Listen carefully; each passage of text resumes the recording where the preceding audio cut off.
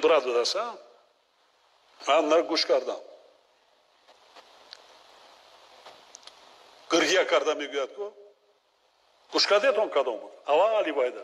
این نامردا برای چی میگریزی میپرتوید وقتی ننگ ناموس آمده است برای چی مردم ها میکنید یک موسفید آمده است من پنسیونر آمده در اینجا برشته اینا آمده با جای وای کردن شما وظیفه و کاراتون پرتوتین رفتین در خانهاتون هر با اونقتی در دیگر جا وای کرده ایستادین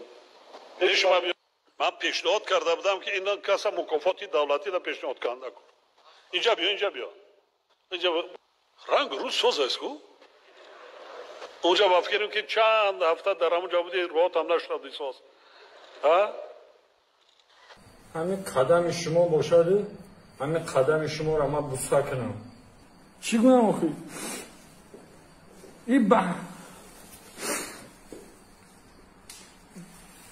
در امقل پدر بابای ما میشوه امروز چه بخواه خدمت کرده سی بعض نامردا ای کار گریختن که میای روزی دیگر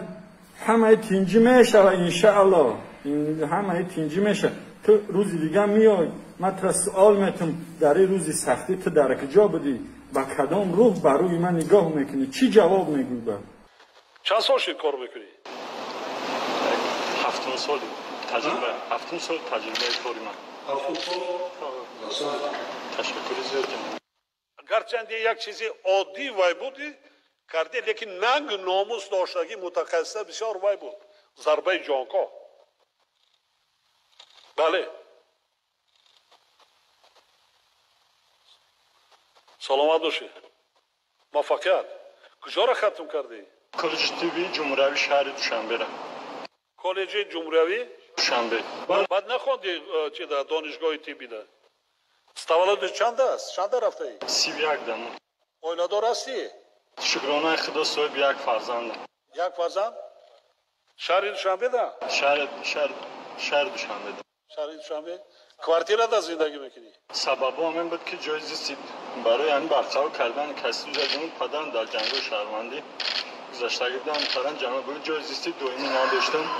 سال 2011 که خط کن تا سال 2014 در فدراسیون روسیه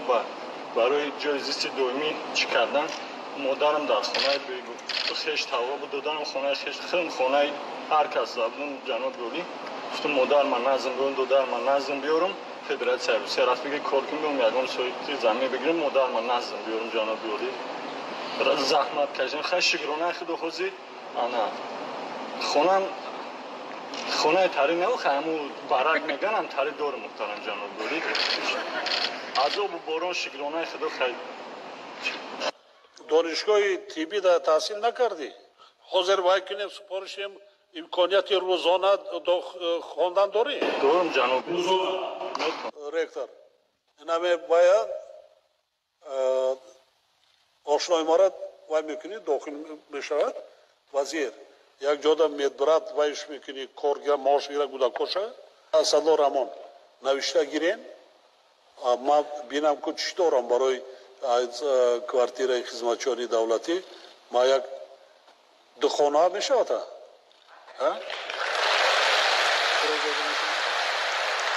برای نام نویس کن برای خان هم کار کن هم زندگی تا پیش بر با من نظارت میکنم اسدالله رحمان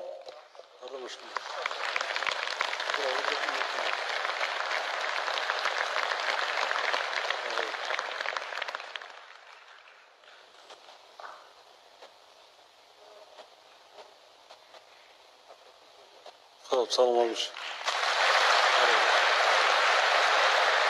بخیر پاتریوتون